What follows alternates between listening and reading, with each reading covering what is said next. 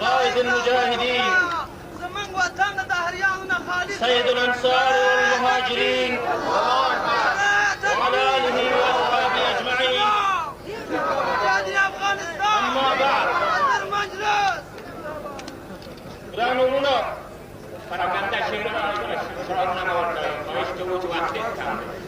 رانو مجاهدو مهاجر أنصارنا السلام عليكم ورحمة الله وبركاته.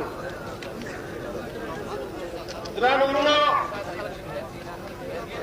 زه چې خپل مجلس ته ګورم ستاسو له امیدونو ډکو زړونو ته ګورم خواره واره مهاجر وینم متعدد عکسونه او بیرغونه وینم د امیدونو نه او د ارزوګانو نه ډک زړونه په انتظار باندې ناست وینم او داسې څه نه لرم چې ستاسو د دې قربانیو د جذبې دپاره یې هدیه او پیشکش کړم. خدای ته خپل عذر وړاندې کوم او تاسو ته خپل عذر وړاندې کوم. هیله ده چې ما معذور وګڼئ له دې نه که ما هغه څه تاسو ته وړاندې نه شوی کړی چې تاسو د هغې په انتظار راغلي یئ. جز له دې نه چې خدای ته سوال وکړم چې اله العالمینه په دې جنوب کې تا د جهاد او د اسلام جذبه تا اچولې وه. د دې جهاد نور ته تا موږ رابللي یو.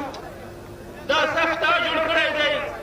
دا نور تا روښانه کړی دی. خدایه په دې باندې دوستانو دښمنانو ته مه شرموې او دا نور اتمام ته ورسوې یا رب العالمینه. اله العالمینه د بندګانو زړونه ستا د رحمت د ګوتو په منځ کې دي. هر څه چې وغواړې پرې کولی شي. خدایه زموږ د دې مظلوم مجاهد و مهاجر ملت زړونه مألوف و محبوب وګرځوئ. ګرانو وروڼو محترم استاد صاحب د اتحاد اسلامي امیر د ناروغۍ له کبله ونه شوی کولی چې دې مجلس ته راشي. اگر چې ډېرې خبرې درلودې چې ستاسو ته یې په دې تاریخي حساسه مرحله کې وړاندې کاندي د هغې له خوا نه تاسو ته د هغوی د غیاب عذر وړاندې کوم. ګرانو وروڼو که زه په دې باندې نه وای مکلف شوی چې وکالتاً وغږېږم نو ما ته به ډېره ګرانه او محبوبه مختاره خبره دا وه چې ستاسو په نمایندګۍ مې هغه خبرې کړې وه چې ستاسو په زړه کې راګرځي چې باید وشي.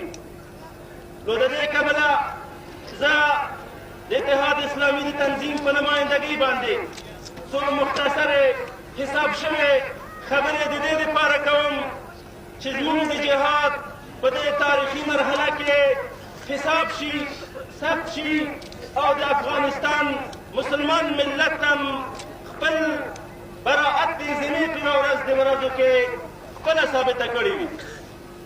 لومړی خبره دا ده وروڼو زموږ تحلیل تجزیه فهم عقل دیانت ټول راته دا امر کوي چې په اوسنۍ مرحله کې د افغانستان ورانې او ویجاړې بې له یو وحدت نه بې له اتفاق رای نه بې له یو متحد قائد او مشر نه چې دې ملت ته وړاندې شو دا ورانې او ویجاړې نه جوړېږي.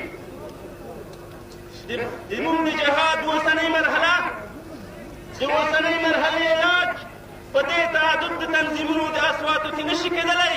د همدې په خاطر زموږ د تنظیم عالي شورا دا پرېکړه کړې ده چې د کلي و انضماجي وحدت دپاره هر نوع هلې ځلې وکړو. دا که زموږ ته د قیادت نه په تنازل د امتیاز نه په تنازل او په هر نوع امتیاز په تنازل قیمته شي کله چې موږ مطمئن شو او په هر چا چې موږ ته زموږ د جهاد د اهدافو او د هغوی د ارزوګانو تضمین راکوي موږ د ټولو قیمتونو او امتیازاتو په تنازل سره د انضماجي اتحاد ته آماده یو او دا غواړه په تاسو او په خپلو مشرانو وروڼو باندې خلاصوو. په دې لاره کې مخکې موږ دا اعلان کړی اوس دا اعلان کوو چې دا د دې مرحلې په تعدد د تنظیمونو دوا کېږي. راځئ وروڼو دغه ملت ته د منتظر ملت ته یو مشر ور وړاندې کړو. په اتفاق کې ور وړاندې کړئ په اکثریت ور وړاندې شي. موږ په دې مبارزه کې کاندید نه یو او هر یو د دې جهادي شخصیت علمیت او دیانت باندې موږ ته د دې وړ ښکارېږي چې د افغانستان د مشرۍ دپاره یې وړ بولو د هغې قیادت او اطاعت ته آماده یو. دویم مطلب وروڼو د دې مرحلې خصوصیت دا دی چې عسکري جهاد مسلح مقاومت ختمېدو ته ورسېد او سیاسي جنګ ته ورداخلېږي. په سیاسي جنګ و میدان کې وحدت د موقف، وحدت د ژبې، وحدت د شعار او وحدت د بیرغ و قیادت ضرورت دی. او دا د دې مرحله ده چې دا ټول شعارونه چې موږ تر اوسه ورکړي دي چې موږ په افغانستان کې جهاد غواړو، تر څو چې په افغانستان کې اسلامي حکومت قایم کړو، دغه حکومت د قایمولو ورځ نن ده. نن باید هغه حکومت وړاندې شي، قایم شي، ملت ته وړاندې شي چې ملت دغه حکومت تر شا ودرېږي. دویمه مسله زما د حکومت د مجاهدینو مسله ده. هغه مسله چې نه غواړو چې په داسې تاریخي مجلس کې مسکوت عنه تېره شي، په هغې کې زموږ موقف دا دی وروڼو.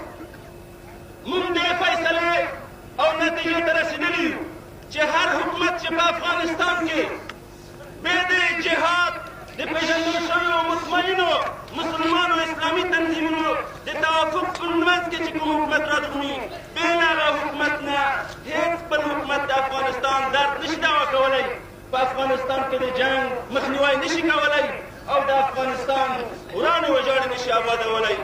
د مجاهدینو په خپل منځ کې د مشرانو متفقه حکومت، کوم حکومت چې تاسو 2 کاله مخکې د هغې اعلان ته منتظر وئ، هغه حکومت اعلان شو، د هغې وزیران وپېژندل شول، تاسو ته در معرفي شول. بې د دې نه چې دا وزیران د دې ته کاندید وي، بې له دې نه چې رئیس د حکومت دې ته کاندید وي، د مشرانو په اتفاق سره هغه دنیا ته وړاندې شول. مګر نن د بعض عواملو په نتیجه کې متاسفانه دا وینو چې په سکوتي ډول سره د ورقو د صفو د لاس لاندې تېرېږي. موږ د ټولو وروڼه دا هیله لرو چې دا حکومت که چېرې تاسو پرې موافق وئ او په توافق هم راوستلی وي، دا حکومت تر څو چې د دې نه ښه بدیلونه جوړولی نه شئ، د دې نه چې تر څو نه ښه مثال او لاره د حل نشي وړاندې کولی، د دې حکومت تر شا پورې ودرېږئ. موږ د دې حکومت تر شا ولاړ یو. دا زموږ د توافق نتیجه ده. دا حکومت او د دې رجال د دې جهاد پېژندل سوي څېرې دي. دا هر بل حل نه چې د دښمنانو راته رادرومي، دا موږ د دې ملت او د جهاد په خیر وکړو. که چېرې وروڼه په دې حکومت کې ملاحظې لري، ترمیم لري، انتقادونه لري، دا هم موږ دا نه وایو چې حتما د موږ وزیران وو، حتما د همدغه وروڼه په رأس د حکومت کې وي. زموږ د جهاد قیادت دی په دې حکومت باندې د ترمیم، د تجدید نظر، د توسعې د نورو مجاهدینو د خلافونو دپاره بحث وکړه، خو حکومت دې د مجاهدینو د منځ نه جوړ شي. موږ به د هغې حکومت تر شا ولاړ یو. په دې باره کې څو لنډې واضح په صراحت خبرې کوو. هر حکومت چې زموږ د مجاهدو تنظیمونو په توافق باندې جوړ شي، که دا جوړ شوی حکومت وي او که د دې نه بل د تغییر سره او د ترویج سره بل حکومت توافق ته راسي، موږ به هغې حکومت ته بیعت ورکوو، د هغې حکومت عسکر به وو، که هغې کې پیردار وو، که مشر وو، که وزیر وو، موږ به د هغې ته وفادار وو. هر حکومت چې زموږ د مجاهدو تنظیمونو د فیصلې نه بهر د خارجي سازشونو په نتیجه کې رادرومي، د پردیو سره د تنازلاتو ورکولو په نتیجه کې رادرومي، روسان غواړي چې د افغانستان تاج د چا په سر باندې کېږدي، موږ به د هغې حکومت مخالف وو او د هغې مقابلې ته به موږ تیار وو، ولو که په هر قیمت راته تمامه شي. ګرانو وروڼو، اوسنۍ سیاسي خبرې ټولې په یوه نقطه روانې دي. هغه دا چې په افغانستان کې مخلوط ائتلافي حکومت جوړ شي، د کمونستانو په شمول حکومت جوړ شي. د ورستوف پیشنهاد په مذاکراتو طایف کې همدا مسله وه. د همدې کبله موږ د مذاکراتو مخالفت کړی وه چې موږ نه غواړو د روسانو سره د حکومت په مسله باندې خبرې وکړو او نه یو عمله چې د هغې سره ائتلافي حکومت ومنو. غیر له دې نه موږ د روسانو سره بله خبره نه لرو. د همدې په خاطر موږ خپل نظرونو ته ویلی وه، بې له دې نه چې موږ وغواړو چې د دې سره توافق کړی سوی ځان ولرو یا بدګماني وکړو یا په هغې حکم صادر کړو. موږ هغوی مخلص بولو، په هغوی حسن ظن لرو. د موږ یو اجتهادي نظر وه، د دې مخالفت کړی دی.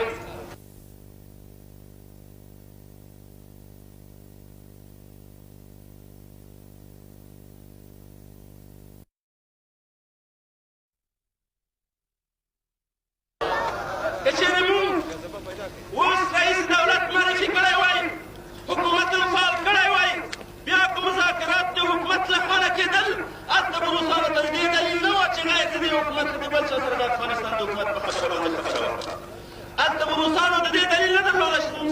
انحرافي حکومت خبره مطرح کړه. هلته به د اختلاف او د بدګمانۍ نتیجه نه راتله. په دې کې دا صرف زموږ یو اجتهادي نظر دی. موږ د وروڼو سره حسن ظن لرو، اعتماد لرو، وحدت صف ته مشتاق یو. په دوی باندې په دې اقدام کې سوء ظن نه کوو. من اصاب فله اجرین ومن اخطا فله اجر. د خدای نه غواړو چې ټول مأجور وي نظر په خپل نیت باندې. ګرانو وروڼو،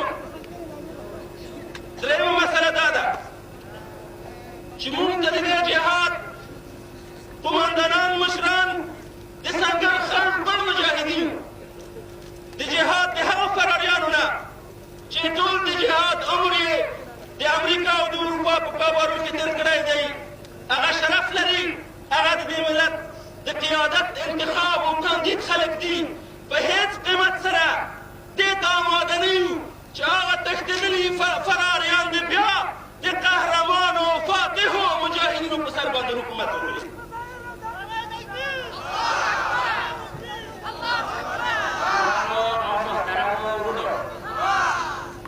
کوشش وکړئ چې د دې ویناو نه وروسته هغه حساس ټکي او ارزښتناک مطالب چې په قطعنامه کې پراته دي ورڅخه محروم نه شئ. ګرانو، زموږ متفقه قطعنامه چې په هغې کې په ټولو جوانبو تبصره شوې ده، هغه به زموږ مجلس رئیس محترم سید نورالله احمد صاحب تاسو ته قرائت کړه. زه مختصر څو مطلبه مې ویل غوښتل او دا مطالب مې تاسو ته واضح کول چې هر پلان، هره دسیسه، هر توافق چې سري رادرومي دا به د افغانستان د تجزیې زمینه برابروي. ګرانو وروڼو، موږ ته پوره راپورونه د دې شته چې د روسانو موجوده سیاست دا دی چې د افغانستان د مجاهدینو په منځ کې د حکومت مسله د سرشکونې مسله کاندي تر څو چې په کابل باندې د تنظیمونو ټکر راشي او مسلمان کشي وشي، د جهاد عزت، حیثیت او د جهاد تایید محبوبیت په دنیا کې هم ختم کا او د خدای په نزد باندې هم حاصل دنیا او آخرت کاندي. د همدې په خاطر موجوده مذاکرات او تلاشونه روان دي. د دوی یګانه لاره د علاج دا ده چې زموږ وروڼه دې ته آماده نه شي چې د نورو د اوبو او د ځینو د لاندې په واسطه باندې قدرت ته ورسېږي. موږ دا وروڼو ته آماده یو چې په خپلې اوږې ورته ځینې کړو او د افغانستان د تاج و تخت په مقام باندې کېنوو. زموږ اوږې چې هغوی ته رکاب شي د هغوی د حکومت رسېدلو لپاره دا ابرومندانه لاره ده، نه هغه لاره چې زموږ نورو شکست خوردهو کسانو انتخاب کړي دي. ګرانو وروڼو، در حال کې چې زه سیاسي وضع د فتنو نه ډکه وینم، رسول صلی الله علیه وسلم یوه شپه جنت البقیع خواته راووتل او ویې چې اني ارا فتنا کقطع لیل مظلمه. زه داسې فتنې وینم لکه د تورې شپې د شپې ټوټې چې وي، همدغسې فتنې را روانې دي. د افغانستان موجوده حالت، سیاسي حالت د فتنو نه ډک حالت دی. خطرناکې، سختې، درندې مرحلې ته را رسېدلي یو. خو مایوسه نه یم، د دې نه مایوسه نه یم چې تاسو ټولو مجاهدینو ته دا ثابته ده ومکروا ومکر الله والله خیر الماکرین. دښمنان دسیسې کوي، الله تعالی جل وعلا شأنه به د دوی دسیسې په خپل فضل و کرم سره د افغانستان د مجاهد ملت په لاس شنډې کړي. موږ مایوسه نه یو ځکه چې دا جهاد د هېڅ چا په حساب کې نه راتله چې 9 کاله به د روسانو سره جنګ وکړو او اوس به پکې ناکام شي. مجاهدین په دې نه پوهېدل چې دوی به د روسانو سره 9 کاله د جنګ او د 11 کالو جهاد توان ولري. خو خدای پاک دا حالت را پکې پیدا کړه. د دې جهاد تنظیم، تدبیر، نصرت، کامیابي د خدای د جانبه راغلې. هغه خدای چې موږ دې ته انتخاب کړي یو، هغه خدای موږ انشاءالله تعالی نه پرېږدي. د دې جهاد 1 میلیون شهیدان په دې کې د خدای اولیاء الله شهیدان شوي، هغسې کسان چې خدای پاک د دې په اذیت سره اعلان د حرب کوي. خدای د اوبو مینې ضایع نه بیایي. انا عند ظن عبدي بي. موږ په خدای باندې حسن ظن لرو. خدای موږ په دې میدان کې دننه پرېږدي او نه شرموي. هر کله چې فتح او نصرت را نږدې شي، لارې بندې ښکارېږي. رسول صلی الله علیه وسلم ته د خندق په غزا کې چې محاصره وه او د خندق کې نودېدلو په حالت کې هېڅ فتح عالم د تدبیر کې لاره نه وه ورته. په همغه ځای کې د تیږې د چاودلو په نتیجه کې د فارس د روم قصرونه ورښودل شو، هملته زیری د فتح ورکړل شو. سوره فتحه په حدیبیه کې د مایوسۍ په وخت کې رانازله شوې او کله چې موږ غمونه او فتنې مایوسیتونه ووینو دا د دې علامه ده چې انشاءالله خدای فتح مبین راولي. ګرانو وروڼو، موږ د مجاهدینو دا توضیح باندې شعرونه خواهش کوم. موږ ملګرو اشاره وکړه انتخاب خواهش کوو چې هېڅ ډول اخلال ونه کوي. امنیتي مسؤلینو ته امر کوو چې تاسې حتما بادشاه کړئ. زه خپله وروستۍ خبره کوم. موږ انتخاباتو ته، شورا جوړولو ته، د علماو راغوښتلو ته ټولو ته اشاره وکړه. در حاله کې چې موږ د ملت د رایې اخیستلو د هغو شراکت په سرنوشت لوري کې مخالف نه یو. د هغوی لپاره خاصه رایحه او طریقه جوړه شوې ده، مګر موږ داسې وایو چې دې ملت په دې قیادت باندې په دې مشرانو باندې بې د انتخاباتو لس کاله جهاد او د دوی اطاعت زموږ د مشرانو نه بې د رایګیرۍ نه شوی دی. که زموږ په منځ کې مشکل نه وي، دا ملت په دې حساسه مرحله کې دې ته بیا آماده دی چې زموږ نه بې د انتخاباتو رایګیرۍ نه اطاعت وکاندي. که چېرې زموږ د افغانستان د ورانې وجاړ د جوړولو دپاره هره اسانه شرعي متفقه لاره د وروڼو په منځ کې توافق ته ورسېږي، موږ په دې کې د وروڼو سره موافقې او توافق ته آماده یو چې زموږ مشکل پرې خلاص شي. ګرانو وروڼو، خدای پاک وایي ان تنصروا الله ینصرکم ویثبت اقدامکم. که چېرې تاسو د خدای د دین سره نصرت وکړئ، نصرت کامیابي به درکړي، ښې قدمونه به ثابت شي. یوې نقطې ته اشاره کوم. تثبیت اقدام پس نصرت نه راغلی دی. د قدم د پښې ټینګېدل پس نصرت نه ذکر شوی دی. هر حال کې چې د پښې ټینګېدل د نصرت نه مخکې ضرورت و، دا د دې په خاطر چې د نصرت د کامیابۍ په مرحله کې ثبات قدمي، احتیاط، هلته نفس کنټرولول، غرایز کنټرولول، په خپلو خواهشاتو پښې ښودل د جنګ کولو نه درنه خبره ده او په دې امتحان کې د خدای کامیاب باندې خدای به مو ثابت قدم وګرځوي. موږ تاسو ته د خپل مشرانو د وحدت او د هغوی د تقارب او د حسنیت اطمینان درکوو. اختلاف د آراو به وي، اختلاف د تحلیل به وي، خو انشاءالله چې زموږ مشران دې نتیجې ته رسېدلي دي چې غیر له دې نه چې موږ مشترک ژوند په خپل منځ کې مشترک سرنوشت په خپله خواکوج وټاکو، خپل قیادت خپل انتخاب خپله لاره نه لرو. خدای دې موږ ته هغه څوک را انتخاب کړي چې خدای ته محبوب او ګران وي او ستاسې مظلومو، غمځپلو، زخمي زړونو باندې مرحم کېږي. وصلی الله علی محمد وآله وصحبه